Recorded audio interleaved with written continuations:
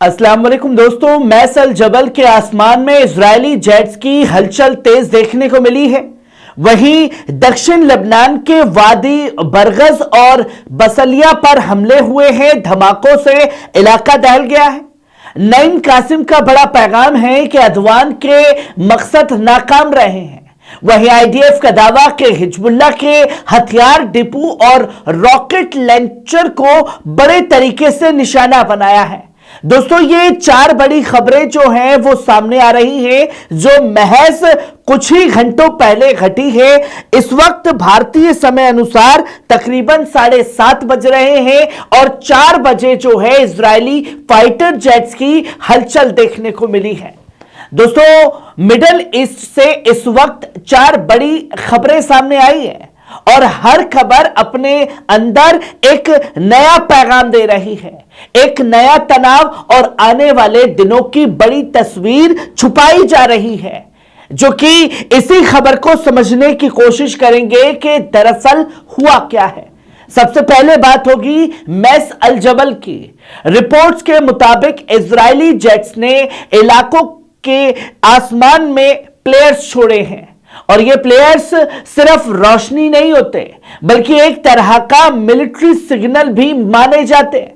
स्थानीय लोगों ने रात में आसमान को चमकते देखा, जेट्स की आवाजें सुनी और पूरे इलाके में बेचैनी का माहौल बन गया। और इसके बाद जो है बड़े धमाके किए गए हैं। और क्यों ये धमाके खासतौर पर लेबनान में हुए, इसकी बड़ी वजह भी सामने आई है। जहां यह बताया जा रहा था कि हिजबुल्लाह और ईरान एक साथ कोई बड़ा ऑपरेशन इजराइल के खिलाफ चलाएंगे, उससे पहले यह हमले एक डराने की कोशिश, एक धमकाने की कोशिश। दोस्तों, धमाकों से इलाका गूंजा है। स्थानीय मीडिया का कहना है कि जंगी जहाजों को मूवमेंट तेज हुई और लोगों ने जमीन हिलने जैसी आवाजें महसूस की।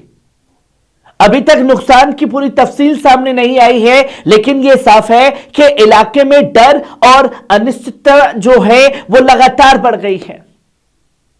दोस्तों, यह सिर्फ एक हमला नहीं है, यह उस लंबे तनाव की कड़ी है जो महीनों से सरहद पर पल रहा है और बार बार भड़काने का काम जो है वो इजराइल द्वारा लगातार किया जा रहा है।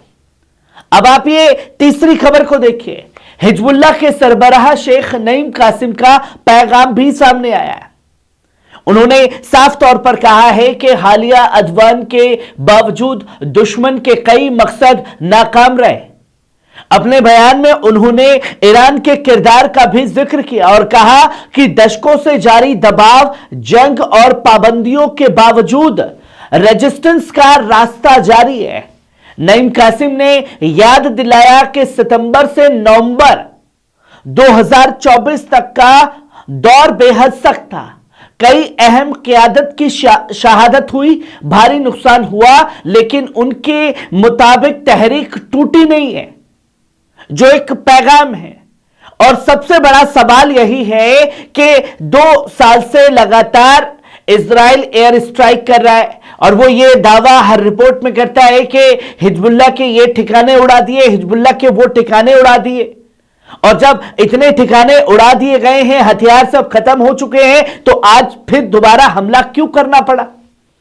वहां पे ये चौथी खबर देखिए। इजरायली फौज यानी आईडीएफ का कहना है कि दक्षिण लेबनान में की गई एयर स्ट्राइक्स का निशाना हिजबुल्लाह के हथियारों के ठिकाने और रॉकेट लॉन्चर थे। उनका दावा है कि नवंबर 2024 के सीजफायर के बाद भी इंफ्रास्ट्रक्चर को दोबारा खड़ा करने की कोशिश हो रही थी। हिजबुल्लाह की तरफ से पलटवार नहीं हुआ है और जो रॉकेट को तबाह करने की बातें की जा रही है, जो गोले बारूद को तबाह करने की बात की जा रही है, उसको तो इजराइल हर बार ये कहता था कि इनके हथियारों से तो कुछ होता ही नहीं है। और जब कुछ होता नहीं है तो ये हमले क्यों? क्या ये सिर्फ मिलिट्री ऑपरेशन है या फिर आने वाले टकराव की बड़ी तैयारी है? जो तस्वीर खुल करके सामने आई है, जमीन पर रहने वाले लोगों के लिए यह सिर्फ स्ट्रैटेजिक गेम नहीं है, बल्कि रोजमर्रा की जिंदगी का डर बन चुका है। हर प्लेयर्स, हर जेट की आवाज, हर धमाका लोगों के दिलों में बेचैनी पैदा कर देता है। और इजराइल की जंग की पॉलिसी यही है कि अवाम को ज्यादा से ज्यादा डराना। पर क्या अवाम टूटी है? अवाम डरी है? हिजबुल्लाह खत्म हुआ है? यह सबसे बड़ा सवाल है। दबाव की भाषा में चलती रही है। दोस्तों, एक तरफ इजराइल का कहना है कि वो सुरक्षा के लिए कार्रवाई कर रहा है, और वहीं दूसरी तरफ हिजबुल्लाह और उसके हिमायती इसे अदवान और दबाव की सियासत बताते हैं, जिसमें इजराइल पूरी तरीके से नाकाम हो चुका है।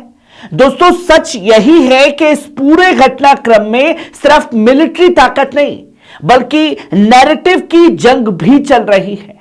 हर बयान, हर एयर स्ट्राइक, हर पैगाम इलाके की बड़ी तस्वीर को बदलने की लगातार कोशिश कर रहा है।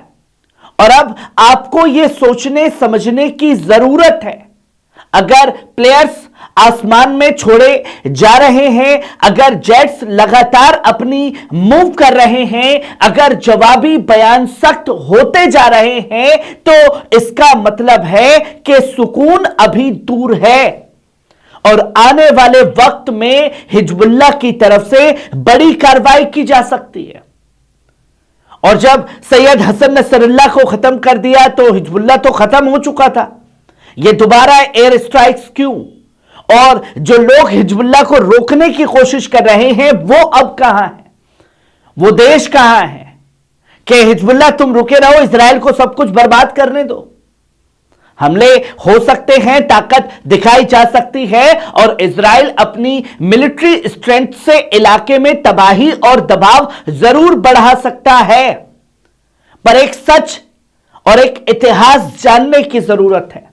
लेकिन इतिहास यह भी दिखाता है कि सिर्फ एयर स्ट्राइक्स और मिलिट्री दबाव से किसी मुल्क की आवाम का हौसला या किसी तहरीक की सोच को पूरी तरह तोड़ा नहीं जा सकता, और ना ही एयर स्ट्राइक्स के दम पर जंग जीती जा सकती है। लबनान की सरजमीन और वहां के लोग बार बार मुश्किल दौर से गुजर रहे हैं, और हर बार उन्होंने अपने तहरीक से खड़े रहने की कोशिश की है।